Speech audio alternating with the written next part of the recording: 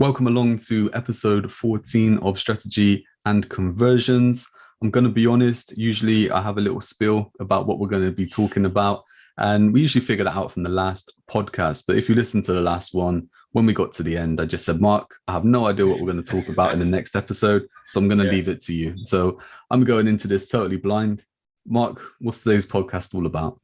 Right. Okay. Yeah. Thanks, Jamie. So today we're going to talk about something we've bandied about quite a bit, but it's about three words really. Momentum creates motivation, and I'll go into this in more detail in a second. And motivation compounds momentum. So basically, what we mean by that is that it's when we start doing something. Whatever it is, however small it may be, we create a little bit of momentum in our business. Things start to happen. As we see things happen, so for example, our first sale comes in, it starts to create a motivation that if we can do that, we can do that again. So the motivation is there to repeat the process and create a little bit more momentum. And so it goes. So as the momentum we start to gain traction and the business starts to roll on, that is creating the motivation to keep going. And so the second part of that saying is that as the motivation grows, because momentum is on the journey, it's actually coming out, it compounds, that we'll start creating more momentum. So you actually have this kind of hyperbolic, this curve where actually we start very, very low, but the momentum starts to increase, motivation increases, therefore the momentum compounds again. So it's just, that's the thing I'm going to talk about today, is how simple beginnings can lead to massive endings, if you like, and ultimately in somebody maybe wanting to sell their business or franchise their business, or actually, which again in itself is even more momentum and carries on to whatever goal that person has set. So that was, and one of the ways that we talk about that is using in the writing, and although the way that we've constructed all the products that we're going to talk about here is using the analogy of the car. It's a great analogy. We always talk about definitely business being your vehicle to get to the lifestyle you want, and most people's vehicle is not really a car or a scooter. It's not really a lorry or a scooter. It's normally a car, whatever that car is. And so the analogy that we use a lot of is gaining traction, gaining momentum. It's all about a car starting to roll on the road. Gaining traction. One of the posts we talked about, I put out recently, was called "Stop Sliding and Start Driving."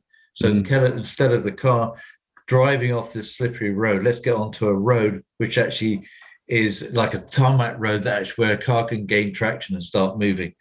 So if we take the analogy of the car, the marketing is basically the fuel. So you've got an engine. The engine at the moment is the ignition's on, if you like, but it's not going anywhere. And you put your foot on the accelerator while you're in neutral and nothing happens. So it's the fuel that actually comes in to actually enable the engine to start moving.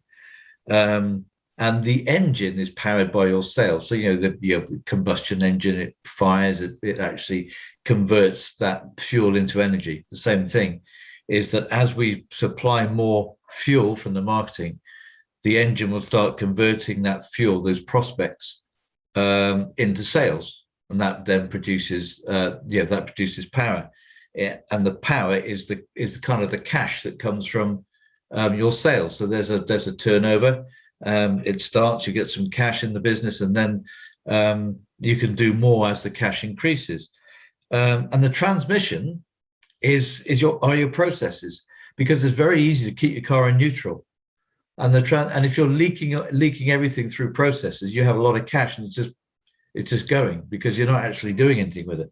And when you start your car and put it into first gear or automatic, whatever, but it goes into gear, your transmission and your processes start. They might still quite be inefficient because you're still in first gear, but now you're starting getting power to the wheels and you're getting traction. And then as you refine your processes and start simplifying things, or getting people to run things for you, or just finding new, instead of doing everything yourself, you find new automation, again, processes to make things happen quicker for you.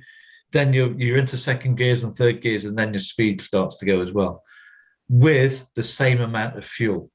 That's the whole thing. Sometimes you don't have to keep chucking in loads and loads and loads of fuel all the time. You have the same amount of fuel going in, but as you increase gears, the car increases in speed. And then transmission to the tires getting traction, momentum, and so it goes. Yeah, I love it. I think for anyone listening, you're probably gonna have to rewind, 2 minutes there and go and listen to it again, because I mean that's just some real powerful stuff there. You just have to kind of process it to get your head around that. If you a couple of times, I think, to really kind of liken it to your business and everything what's going on, because that is exactly it, isn't it? Yeah. Like if you take a car, for example, it's not the case of it's just one thing makes the car work. There's all different parts to it, to help you get from A to B. And it's the same as a business. Yeah. I think, so many times in business, it can be portrayed as being simple. Yeah. And it's not simple. It can be easy once you have the right kind of tools or the right kind of vehicle in place. But that whole kind of point of, running it or driving it, we're looking at the car, it is that area that it takes a lot of work to kind of get things moving, get the wheels turning. Yeah. And so many moving parts to a car. And people talk about this is just for me is really powerful, because people talk about a lot, the bigger the engine, the better it's going to go, but that's not true. You can have V8s, V12, all sorts of massive engines, but if the transmission is rubbish and the processes aren't good, it's not going to go any faster than your average Escort or something, Yeah. So the whole point is that everything has to work in harmony, and you won't get it right immediately. Of course, no one gets it right. In fact, there's many businesses that still don't get it right, and that's the point. You're always looking at it. So you might be changing the engine, you're changing the transmission as the car goes on, but the consistency in all that is the fuel that comes in. And without that fuel, that marketing, doesn't matter how big the engine is, how efficient your processes are. If the fuel dries up, the car slows down. And you can't argue with that. It's as simple as that. So marketing is that fuel. Totally. I think even breaking it down into marketing, for example, the different kind of, I guess, the different kind of tactics or the different platforms and things like that you would use, is even that can be described as different parts of a car. Without that kind of that marketing side, and the way I kind of look at it is the extraction part of marketing, is that there's still no fuel there. So I mean, you could have, this is very funny actually. I was talking to a guy this morning, and he runs a bit of a marketing agency, and he was talking about a client that came to him that had been going around getting different quotes for a website, and he was looking at some of these quotes with the client. He said there was one there for £15,000, and there was one there for £5,000, and there was one there for £500. And he was just like, look, he's just like, you don't need that top end one, he said, because it's telling you that it's got all the bells and whistles and all this kind of stuff. Actually, it's exactly the same as the £5,000 one. There's no difference there. And actually, you're probably going to be fine with the £500 one. It probably just needs X and Y. And do you know what? If you got 1,200 quid, I'll do it for you and we'll get everything done. And I was just like, that is the truth. Do you know what? Sometimes people think, okay, the more I go and spend on different areas of marketing, like a website, a website is great. A website is that main hub of your kind of marketing. But, if it's just there on its own and there's nothing else bringing people to it or anything to make it convert or anything like that on the website, it's pointless. Yeah, because all it does there is just like a backup, a brochure kind of thing of people saying, okay, this person's real, I trust them, or I can see that they're actually in business. But it's just like, it's pointless if it's not doing anything for you. And this is the point about on the the copywriting, that even your pages on your website, but when I write for people's website, I try to make everything a marketing page, whether it be an about us page or whatever. Everything has a call to action. Everything has a reason why you're attracting those those customers in, because every page on a website has got to be working for you. Otherwise, especially if those high-end websites, those £15,000 websites, are probably the right thing for someone who's got a really, really big business with lots of different avenues. But again, as you said, it's pointless. If you spend £15,000 on a website and it's not generating any sales for you, it's not an investment, it's a dead duck. And it's only an investment when it's actually starting to generate income for you. I mean, the definition of an asset, isn't it? We were talking about that earlier. The definition of an asset is something that produces more income for you than it costs. So a website, a 15 grand website, has got to go some to become an asset and not a liability. And that's exactly it. I think so your website, it needs to be an asset. And I think over the past kind of 3 years, the amount of conversations I've had where you've got someone talking about a website where they say, yeah, I need to get a website, but I also need to get some kind of funnels in place, some kind of sales funnels in place. And they're actually looking at two separate things. So they're looking at having a website, which is their general kind of backup, so the general kind of thing that you would look at with a website being like a homepage, an about us page, a services page, contact, maybe a blog, that kind of basic thing. And then they're looking at, okay, well, actually, I want to put together, some kind of ebook, and I want people to download that, and I want that to go off into an email system. I might have, a little course or something like that. I may be putting together a program. And I want all this to be in kind of funnel. So when someone clicks this, they then get an upsell, and it all gets quite complicated explaining that. But the truth is that in today's world, you need both. Yeah. So you may not be looking at selling a course or anything like that. You may be looking at selling a product, but you kind of need those two infused. So someone hits your homepage, it's going to give them what they're expecting to see. Yeah. But it's also going to give them a nudge to say, look, if you're looking for this, click here. Yeah. And that's going to take it to a page that maybe necessarily isn't to the kind of view, to that eye. If someone goes straight onto your website, they're not necessarily seeing that page, but this page is still in your website, it's still behind. And what happens then is that person then goes to that page, and that is your sales page, like you're saying. So, I think sometimes that sales page can also get a bit kind of diluted, where people are saying, it's a sales page, but actually it could just be giving some information. Yeah. But from the copywriting side, is that psychology? Is actually explaining to the person that you don't have this because of this. Yeah. So you need that because X, Y, Z. Yeah.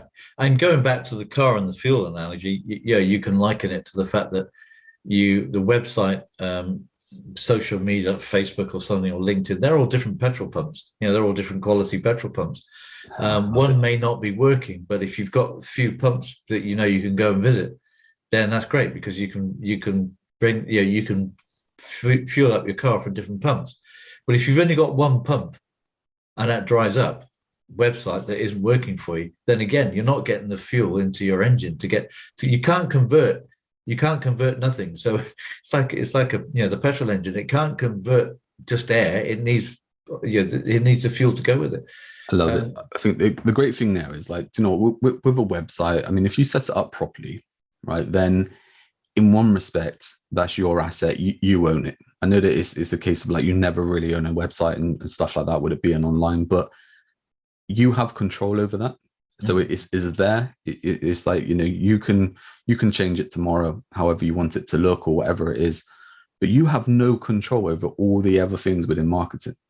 So besides your website, besides your kind of email list and that kind of database, everything else, you're gambling a bit. And I've been caught out numbers a number of times. I know the top marketers have and stuff like that. And I know small businesses have, where, if we go back to like 2012 sort of time, Google changed, and, they changed the way with the SEO side, the way they were indexing, and they change all the time.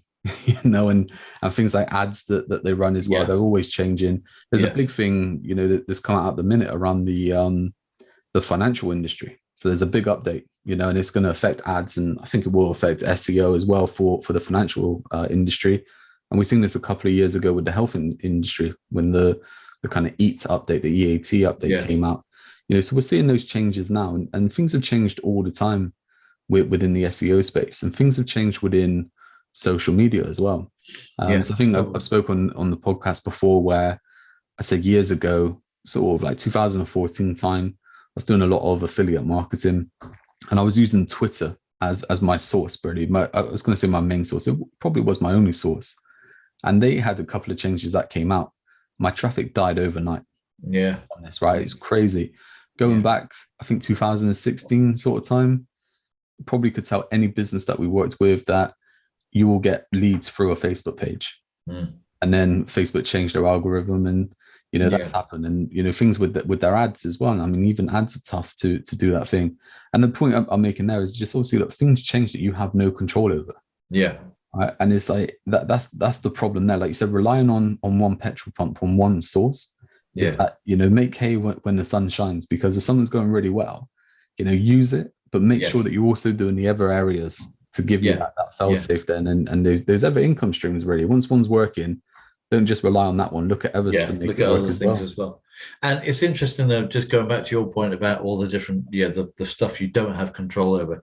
That's why it's vitally important. When websites, this is where websites are really good. If they're working for you, they're building your list, and you're kind of like your fuel reservoir is being built up.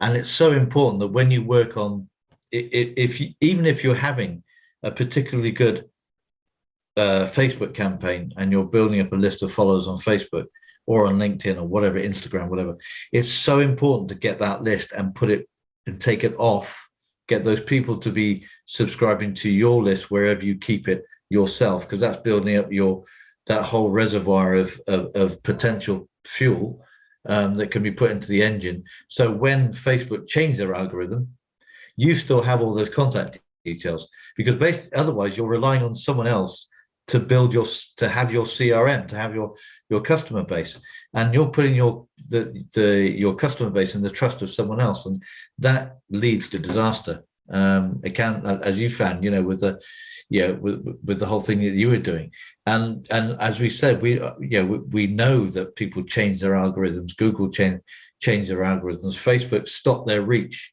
It got to the stage where I remember when I was posting on Facebook a long time ago, and all of a sudden the reach just dropped like a stone, because they just changed things. And all of a sudden you think you're reaching your 400 contacts that you have, and you're actually reaching 4, for example. And so that's why email marketing is really, really crucial as part of this. It's really funny, actually. I know with just a little bit of a sidetrack here with strategy and conversions.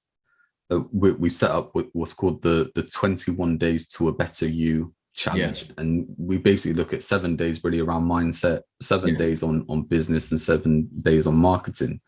And there's one in there that talks about not relying on one source of income. And I talk about that with Facebook, for example, that example there. But I can remember there was a time where I think people would say that a Facebook like was worth £1. Right, that's or $1, however you want to kind of sum it up. And they were basically saying, so if you had 100, followers or 1,000 followers, stuff like that, that was worth £1,000 to you. And it's like that algorithm changed, and that was it. I can remember, like, for myself, I can remember other marketers doing it. I can remember we would do it for clients and stuff like that. Is we would be running ads to people to just let them know that this business has a Facebook page, and people would like that page. They would follow that page from the ad, and that's how we would build up followers and stuff like that. So it was like real followers, it wasn't fake followers and stuff like that you can get now. But the whole point is that we were running that because the more followers we had, the more money we were making. So all of a sudden them switching it off. So it's like I paid to get people to like a page, then Facebook turn around and say, actually, we're not going to show all your stuff to those people anymore. It's right. Like you took my money, all right, but of course I did, but now they're an advertising, and that's the thing. Do you know what? I think even that's the big thing now is I think a lot of people are looking at posts. So you've got that boost button on Facebook. So obviously, as soon as you put a post out, it will say, "Do you want to boost this?" Or it starts showing you this is how your ad could look. You could reach X amount of people, and it's like what happens is, just not to go into it in too much detail, right? But Facebook knows what kind of bucket people are in, right? So Facebook will know, okay, look, this audience here, they like stuff quite a lot. So they will like posts. This one here, they will watch videos. this one here, they will click a link and go and off to a website. This person here, they're more likely to send you a message. So when you are selecting what the outcome is that you want from that boost, if it's just a case of you want your post to reach more people, Facebook's going to know, okay, we're going to show it to this bucket because these people are on Facebook a lot longer than the average person. So they're going to see it, and this person, they watch videos. So we're going to show it to these people. They may not be your ideal customer, even though you're putting in the kind of details and stuff like that, you're not guaranteeing it. You're going to get it in front of your ideal customer. And I think that's a lot of what people think out there at the minute. They think ads are a magic button. Yeah. Like, do you know what? We're not looking at ads just to run once and then we basically get a windfall and then we go off and that's it. The whole point with Facebook ads is they do use them to learn the audience that you're trying to reach. So you have to be running them for a lot longer, and you have to spend some money to make some money. Yeah. Because what you have to do there, just say for instance, you took £100 and you split that into 10 different campaigns of £10.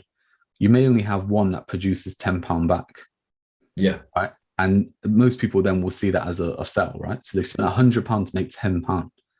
But actually that data that you have there is that which part is working now. Exactly. That's right. That's a gold mine. So now the way you can do it is you can run £40, say, to that one. Yeah. Right. And you can run £60 to test some different ones. Yeah. All of a sudden, this one produces the £40 back, or maybe a little bit more. Maybe it produces 50. Yeah. And then another one produces 20. Well, you're still £30 down. Exactly. Right. And you still think, what's the point in all these ads? But actually, you are selecting the winners. You're growing. That, yeah. That's right. And then all of a sudden, it gets to a point where there's a tipping point to it. Right. And now you're actually dropping the ones which are only making £20 from the £10 spend. Because you're doing the other stuff. But it takes time to get there. Of course. It's like anything, isn't it? And you have to have the right offer and the right messaging and different kind of messages to make that happen.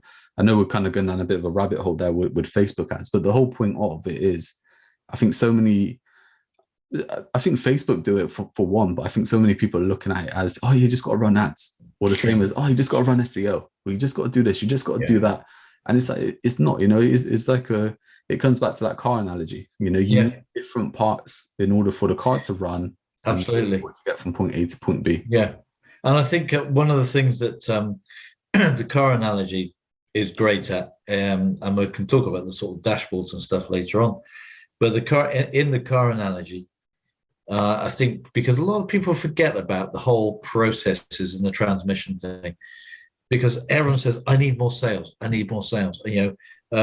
you need? I need more leads. And they talk about the front end, if you like, the fuel and the engine, but the engine on its own, it can rev to the red line, but unless that power is being transmitted properly through your processes and things, it's not going to do anything. A lot of people forget about the system, that the systems behind the back end, if you like, that actually leads to the order, fulfilling what you're selling, and not only that, is reselling stuff as well, and all those efficiencies you put in there, that it just acts like a proper, a really good transmission to the wheels, which is where you get that momentum.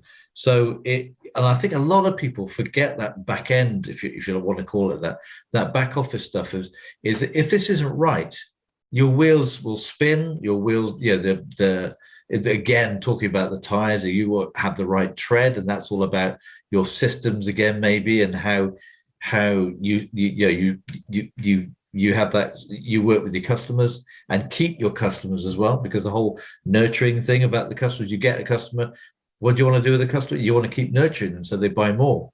You don't want to just lose them and think, well, I'll replace them, now I'll get someone else, because the customer who buys from you once will buy from you many, many times, as long as your processes work and you have that transmission thing going on and working for you.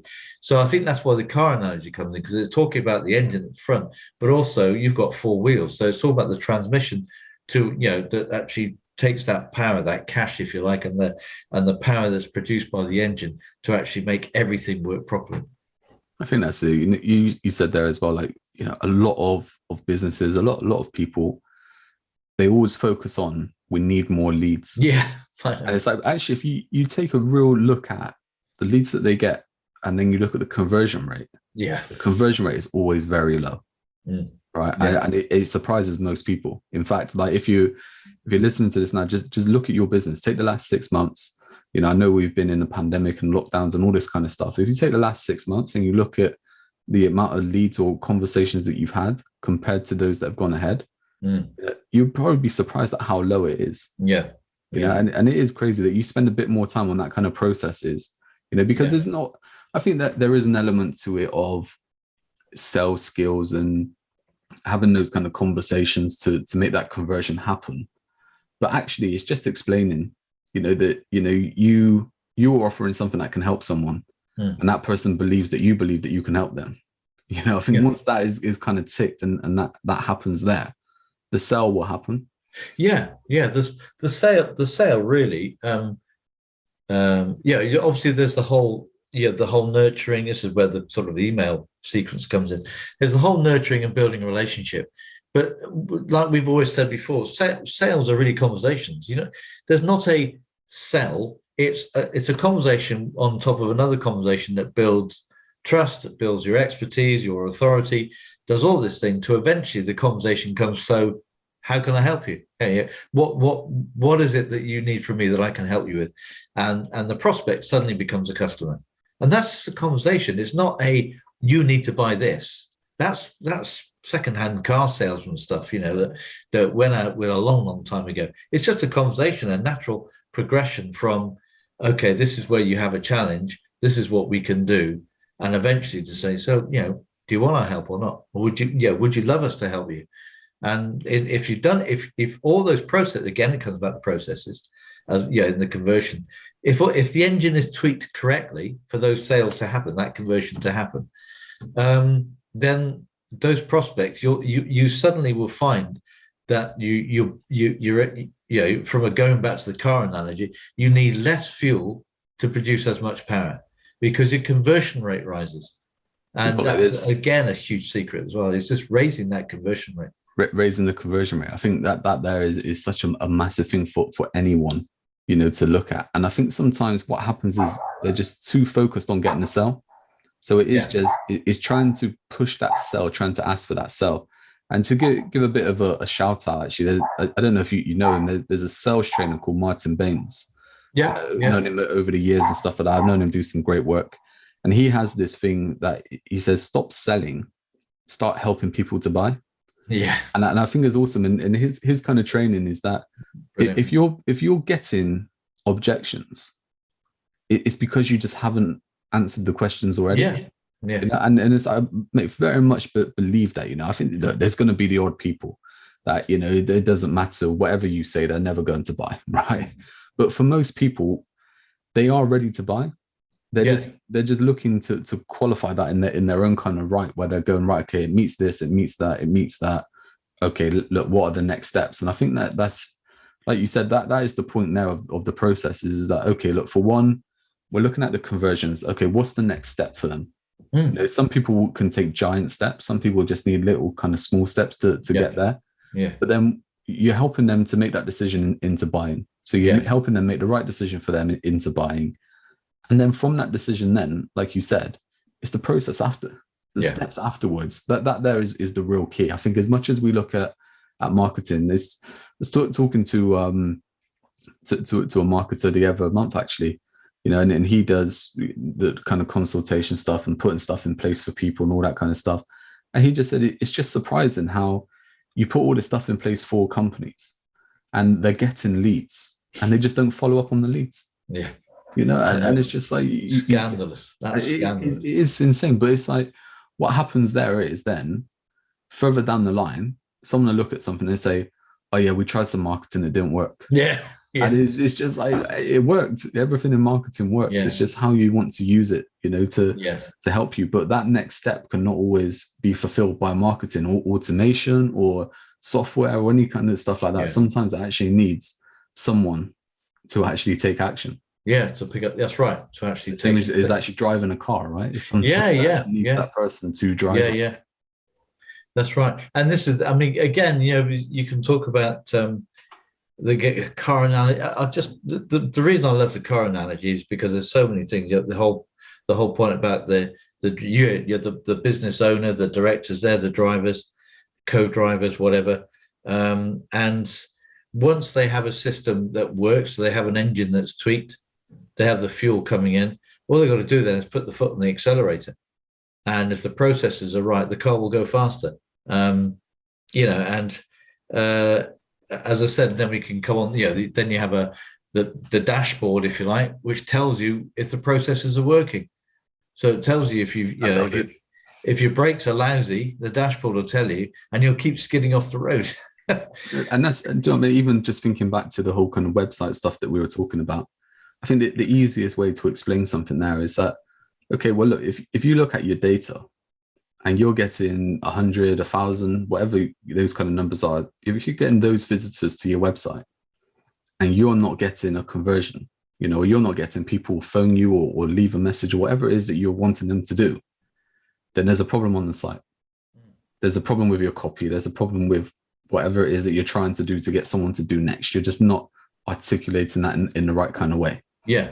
Right. Whereas then the flip side is that if you're looking at your data, you're only getting 2 people to your website within that month, you have a traffic problem. Yeah. Right. So you can quickly identify where that bottleneck is, where that issue is. Yeah. Within your marketing. But I think so many people just don't look at the data. They don't look at, the warning lights coming up on their dashboard. That is so apparent. I've been in, obviously, as you know, I do business coaching as well. And I've been in different sized businesses. So, from maybe 2 or 3 people to the biggest business I was in was somebody that had around, I think it was about 17 employees. And out of that 17, there's probably about 8 salespeople, I think. 8 sales and marketing they were in the same department, which actually in itself isn't quite really, actually sometimes is detrimental. But anyway, they weren't looking at the figures. They didn't look at the figure. The management reports came out at the end of the day to the directors, and they tell you what profit they made and all the rest of it, which is the kind of statutory reporting that people get. No one was looking at, well, hang on, how well are we converting our sales? And you had sales and marketing in the same room. So sales would blame marketing because they didn't have enough leads. The marketing would blame sales and say, well, we're giving you the leads, you're not doing anything with them.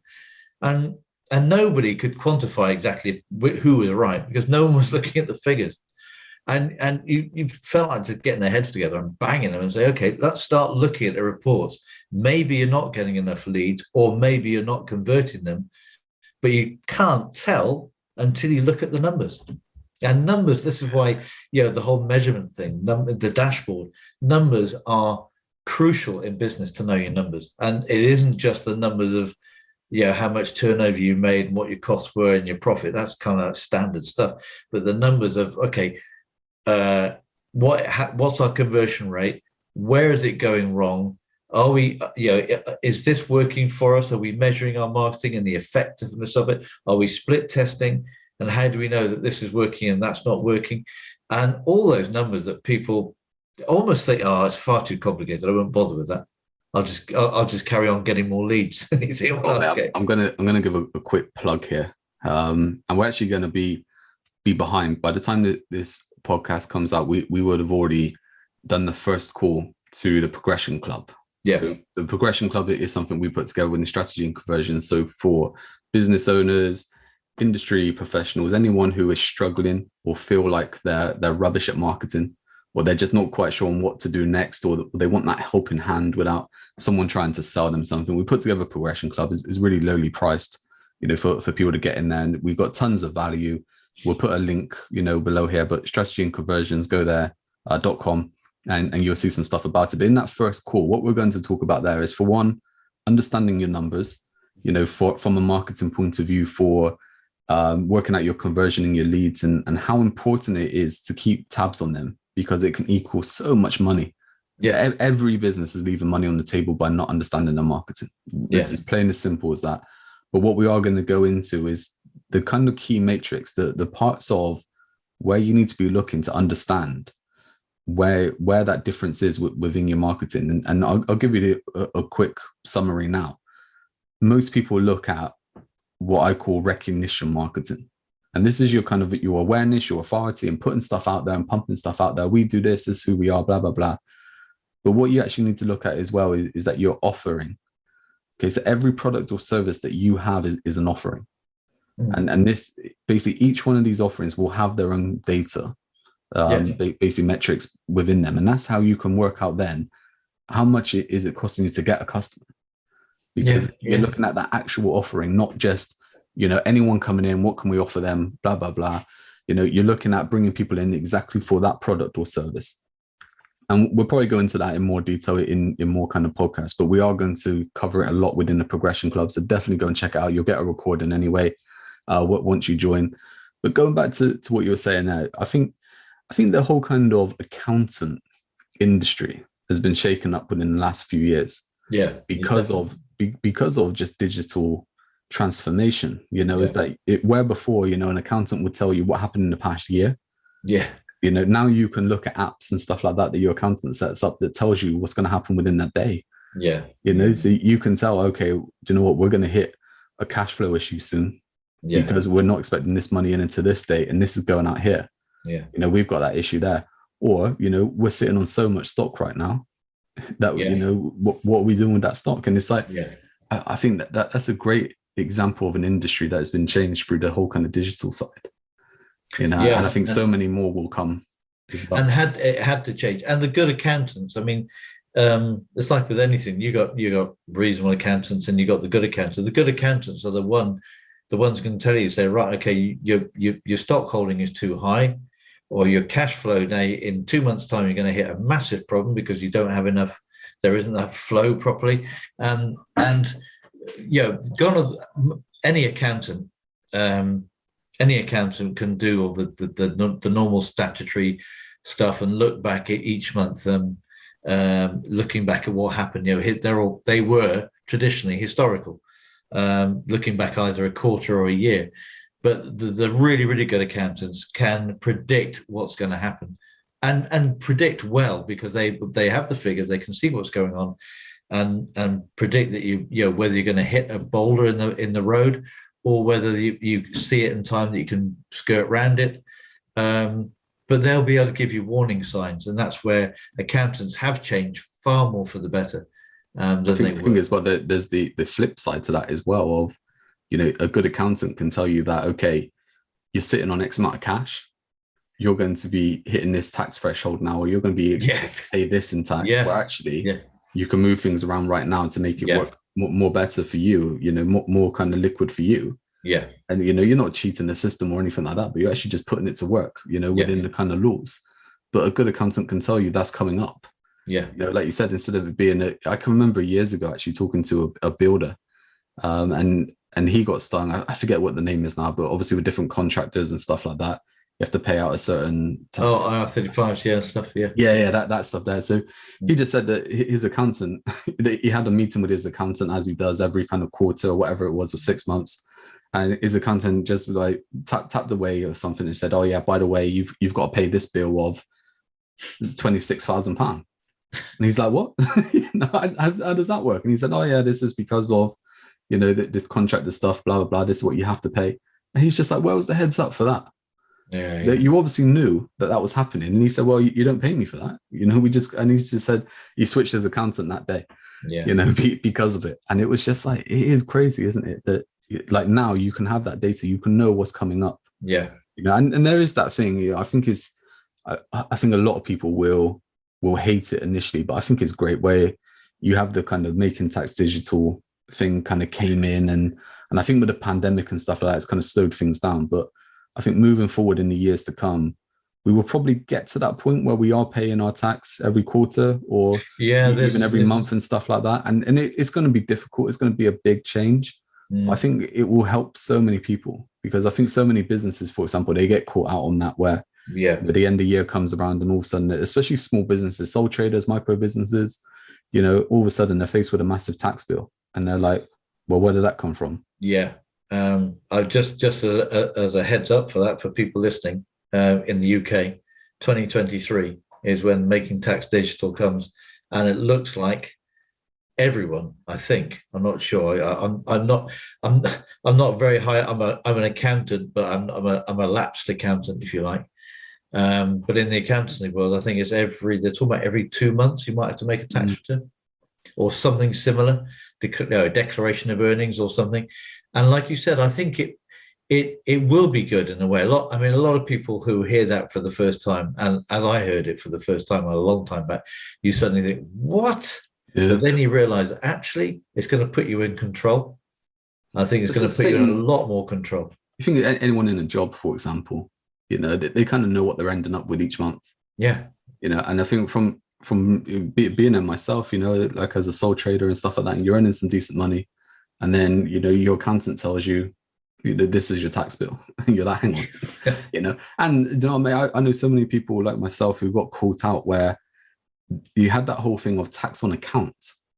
Yes. So like you get to a point where you put your tax return and they say, yeah, thanks. Do you think you'll earn the same amount or more next year? And you say, yeah. And they say, well, we want 6 months tax up front. Yeah, we want it. How does that work? Yeah. You don't get that in a job. You don't start a job and they say, yeah, we'll take 6 months tax off you up front or anything.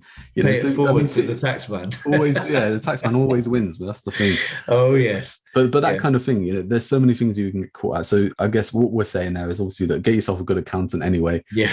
So that they can help you with that. But the same thing with marketing. That whole thing, like you said, is I think if you get a sole trader and you get a big business, I think those two are quite similar in a way where they keep tabs on their numbers. Because usually a sole trader is looking at, okay, look, where's my money going out today? Where's it coming in the next day? They're quite on their records that way because it's just them. They know what's going on. And a big business has someone watching that 24/7 kind of thing, They're on that. The middle is where they suffer. Yeah. Because, it just becomes so much where there's different things going on. There's different people doing different things. And no one's really communicating. And like you said, it gets to that point then where it goes. And the amount of times that I've had it where I think with the whole kind of marketing side, with the consultancy side, is I either get called first or I get called last. And what I mean by that is someone says, right, we're thinking about doing this. We want your help in planning it out. Or there's a problem somewhere and they're just like, we're hemorrhaging cash and nothing's working, and we need to turn it around. And I think we're coming back to SEO with Google. I think that's one of the best ones, is that the amount of times that people are like, we're paying out this amount of money each month. Do we need to do that? And when you actually look at what's being done, it's never going to work for them. It's never going to work. Not saying SEO is bad. SEO is wonderful. Once you know what it is you're trying to do and how it's working for you and stuff like that. But I think so many times people think I need to be better at Google. I need to be higher up on Google and all this kind of stuff. And interestingly enough, isn't it, that SEO is just one tool. Going back to the petrol pumps, exactly. We're talking about and strategy and conversions. We talk about this a lot.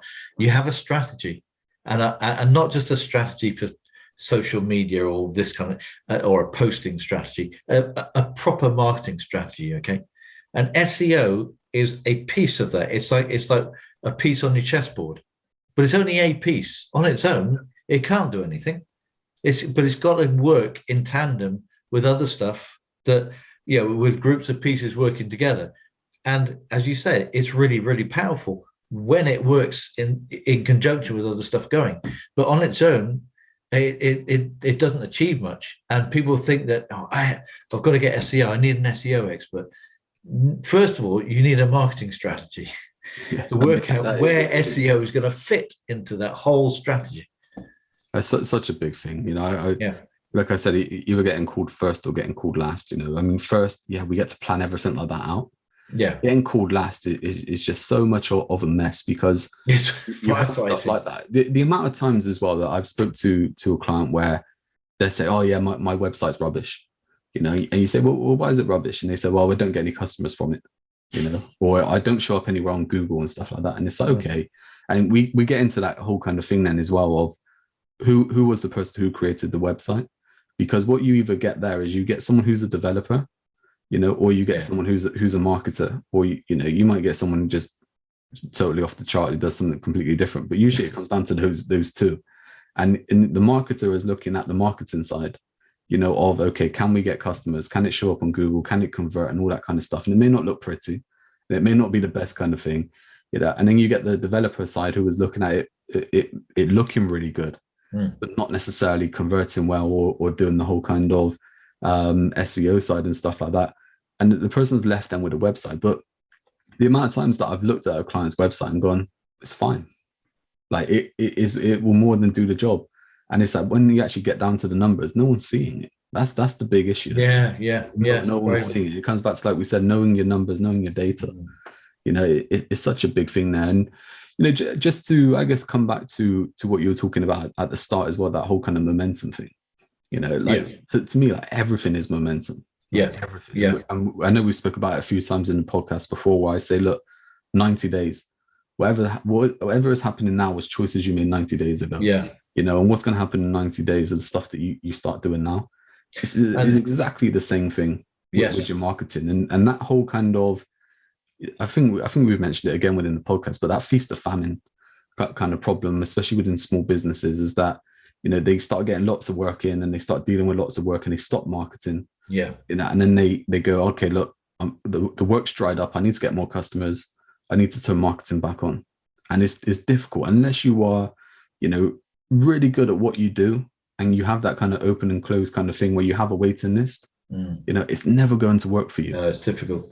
And like you said, the momentum, this is where we have, everything we do basically is momentum. So we talk about the Progression Club. That's obviously the momentum. We have products that we're working on now with Momentum Assist is coming out very shortly. Again, it's all about gaining momentum. The monthly email we have, you talk about, it's momentum missive, is all the momentum. It's all messages about gaining momentum in all areas of business, not just necessarily in marketing, but momentum in processes. That's the whole thing, isn't it? It's just, we obviously, between us, we're very, very we're very sort of heavy on the marketing side, but it's looking at the other processes as well, and all of it adds to momentum. It's not, you can't just take one thing and that is where your momentum comes from. It's everything. It's everything. This works with that works, and that makes that work, and this is a thing that drives your wheels. I think if we go back then to those kind of products and services that you mentioned that we're doing now with strategy and conversion. Let's give the listener the why. Why are we doing those kind of services, right? And I think for me, I'll give you my view on it. So I think with the Progression Club, for example, is that there? I think so many people say that they're rubbish at marketing, right? Or they don't have time for marketing and stuff like that. When really, when you actually break it down, they just don't know what to do. I don't know what to do next with marketing, or I've tried a bits of this and I've tried bits of that. What exactly do I need to do?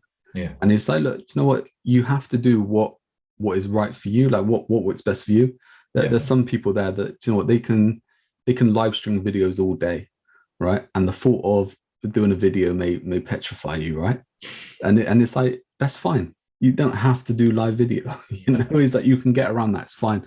But there's lots of different things that come into that with marketing. And I think what we've noticed is a lot of it comes back to mindset of the whole kind of why am I doing this? What am I doing it for? Who am I serving? All that kind of stuff.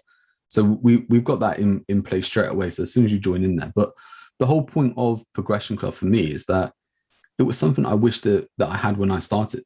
Right. And then when we were talking, when we've been doing this and we're talking to different people, and it's like, well, it's something that people need right now. So let's create it. And it's like, okay, look, we've got courses to teach them, right? We've got live Q&A calls each month that they can come on and ask their questions. And we've got training on there as well. We've got their own kind of community in there. So it's like-minded people who are trying to achieve the same thing. You can communicate between each other, and you've got the tasks in there as well. We've got all different kind of bonuses. I mean, the value is insane. For me, the big part that I feel is missing from any kind of training out there, or any kind of, I guess, any kind of mentoring or anything like that, is that we've got Unbiased Assist, which is basically just like a messaging system that if you don't get anything that's going on, if you're hitting that wall and you're just like, I don't know what to do, you can just message it through and a member of the team's going to answer it. So it's just like you've got someone on your side who's helping you. We're not trying to sell you stuff. It's that we're just giving you the tools and the strategies really to help you move forward to that next step, whatever that next step is for you. Yeah. And And that's that my is, and like you said, so essential. And I wish it had been around when I started, because you make so many mistakes. And I've had business failures, and I've learned from them and picked myself up. But what a way to learn! The amount of stress that involved, that's not the way, not the really well way to learn. What's going on. So the whole point about this is that we've been in those shoes, and we wouldn't want our worst enemy to go through that kind of stress and hassle that we've gone through. So the whole point about the Progression Club is that we want to help people and support people as much as we can. And we've been through there, so we have a lot of, a big body of knowledge to save people going through that stress. But we can tap onto other people in our network as well. I think that's the big thing as well, is that we're going to bring in experts on particular areas to give some of the training on these live calls. But what you were saying there as well is we wished it was there for ourselves, and we probably paid a lot of money just to get a fraction of it. From different mentors and stuff like that, who could train us on certain areas. And then we may need someone else then who could advise us on how to put it into play. And then we probably had to pay someone else then to answer our questions. And then you kind of fast forward, and we kind of get to today, where there's so much information out there, and there are people who are charging money for fractional bits of information. And it's like, well, look, let's just bring it all into one. Because what someone needs now as a sole trader to help them get from starting up to sustainability is different to what someone needs from market share to scale.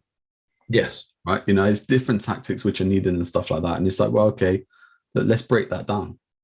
Because the way how you're going to market it, market your business is going to be different between those two. Of course it is. But we're going to follow the same principles. So let's teach you those principles as well.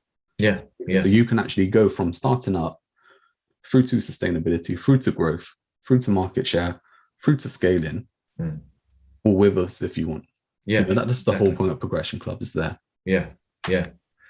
Exactly. And it's all about, as I say, all about that progression momentum. It's coming back to what we said, isn't it? Is that momentum creates that motivation for you then to carry on doing things that you can see are working, and that motivation compounds on the more you do, the more motivated you are to do the stuff that you can see is working. The more your momentum builds. I think for anyone, they've done something before where they weren't quite sure about it or how to do it, and they've got stuck in.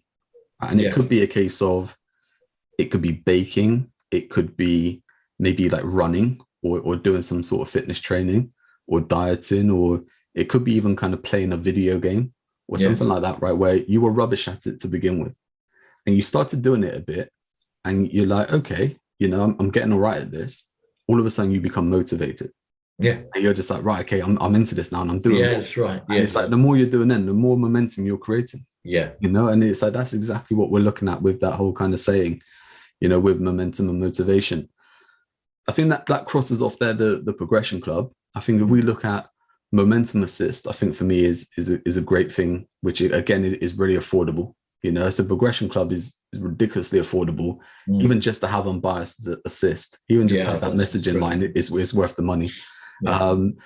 Momentum Assist, again, ridiculously priced low, and what this is actually working with you. So again, we look at that yearly goal, so what you're trying to achieve within a year's time, and we're bringing it back to the next 3 months, and we're helping you map that out. And then we also have, like when we have unbiased assist and we have that kind of open kind of channel to us, is that you have more questions that you can answer, or whenever that lifeline is needed, it's there. And then we also do the kind of monthly live Q&A calls and like group coaching for everyone who's doing a Momentum Assist. So everyone's on the same kind of journey, and we're going to have that there. But I mean, it's so affordable to get just someone on your side giving you the right direction. Absolutely. Again, it's something that I paid an awful lot of money for in the past, to actually get, not to say a fraction of it, but to get not even all of it that we're getting. And I do mean a lot of money. The reason why you and I are offering it at such a low entry point and fantastic value is because we just want to give it back. It's kind of like it's that case, isn't it? That we've been through it. We want to help. My belief has always been, and it's been backed up by various statistics from places, that it's small business that are the backbone of not just this country but nearly every economy in the world. Not the huge corporates, because for whatever reason they aren't the backbone. They're not doing it. It's small businesses that are the backbone, and I think that the more we can grow, or more we can contribute to supporting and growing small business, the better it helps everybody, not just the business owner and their business, but the more they spend, the more the economy grows, the better the country becomes, if you like, being a very, very kind of thinking outside the box. But it means the better livelihood for everybody. And it's just so essential to be building this core of small business that, to be honest, is neglected so much by by so many different echelons, if you like, of government. Totally. So we've got to help each other. It comes down to that. We've got That's to help exactly it. We have to help each other, but it is business as well, right? So yeah, I mean, of course, but going back to, like you said, giving back. Yeah, we've said about it in these podcasts before as well, where we could have put some different training together. We could have done different things and made some money, but we wanted to do something bigger. And I know we've kind of got that vision, that kind of mission statement where we want to positively impact 1,000 business owners over the next year. Yeah. Right, through all the stuff that we do. So whether that's paid stuff, whether that's free stuff, that's what we want to do. But what we also want to do as well, and this may sound a bit outrageous to some, but we wanted to start this business. So from the 1st of July, we started Strategy and Conversions. Yeah. Right. As a kind of business which is available, for people to pay us for help, that kind of thing. Yeah. And our goal there is to get to £1 million worth of sales, so that we can do that whole kind of thing from startup to 7 figures, and we can document it, and we can show everyone the different stages and how we change our thinking, how we change different things to get to different levels. Yeah. And then that's where we've got that momentum. What we called it, mate? The Momentum assist. The monthly email that we're sending out. Oh yeah, Momentum Missive. Yeah. So Momentum Missive is the monthly email that we're going to send out, and what we're going to have there is different tips and tools and just summaries really of what's been going on within the month that you can basically help to put right in your business or your marketing and take advantage of. And we're also going to document what we've been doing so that you can see the different challenges and wins and stuff like that we've had. Yeah. In starting this kind of new venture, to basically show you how to follow in our footsteps to do it yourself. Yeah, because that's right. Because we're living it. We're living exactly the same. We're not coming at this from a point of being gurus, which is not a word I really take to anyway.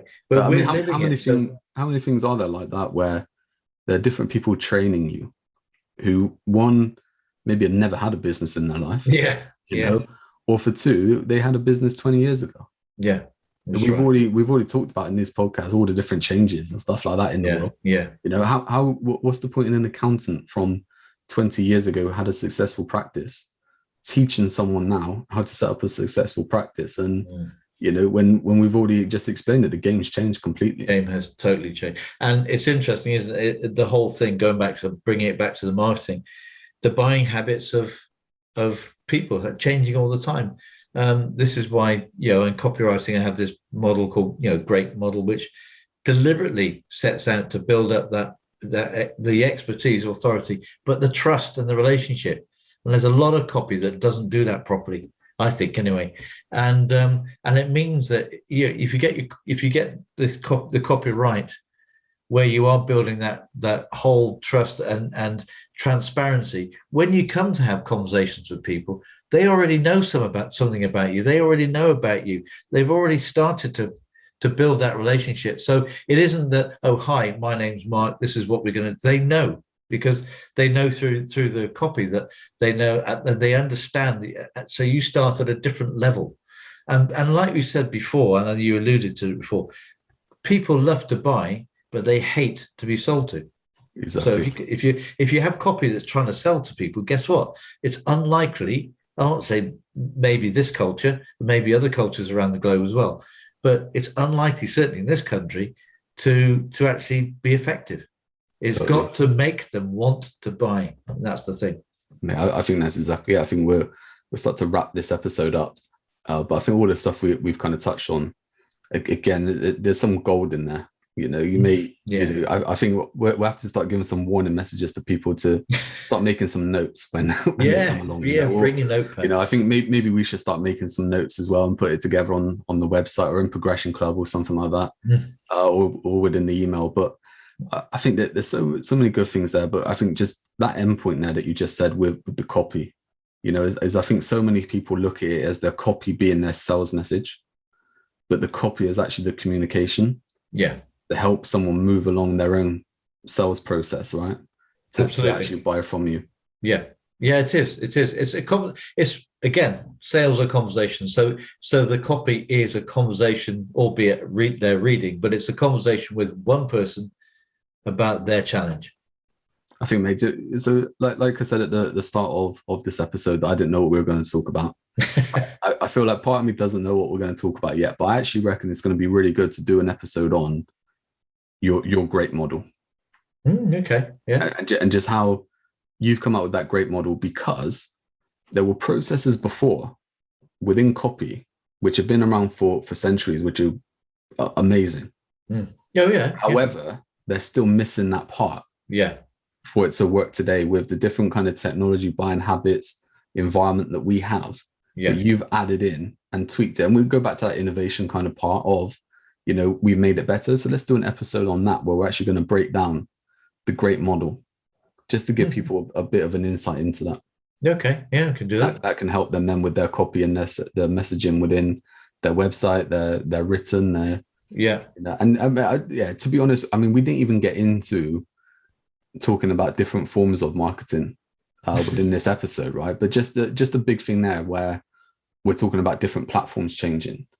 I can remember going back a year ago, a lot of the clients who were coming to me were saying we relied on word of mouth and referrals from different businesses. And all of a sudden it dried up because those businesses weren't out there having conversations anymore. And people weren't out and stuff like that because of the pandemic. Yeah. And they realized that they were relying on that channel.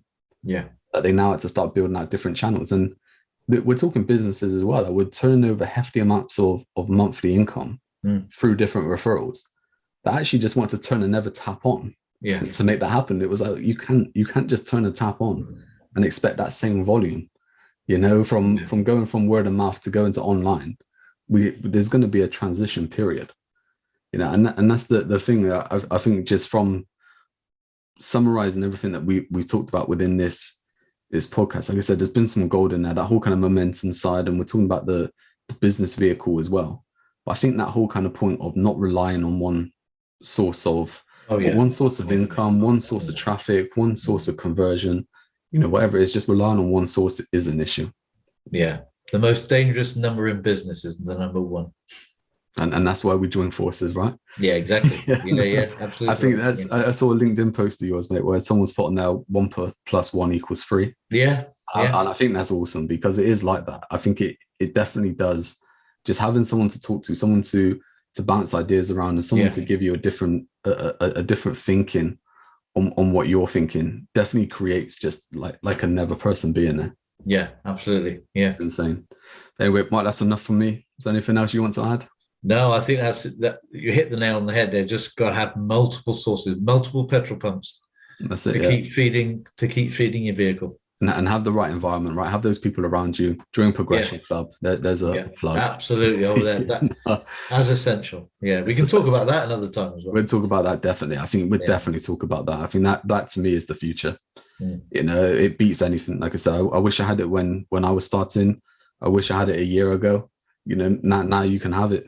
It's there. You can. You know, so you know, we'll put some links there. But yeah, we'll wrap things up. Mark, it's always been a pleasure. Indeed, it has.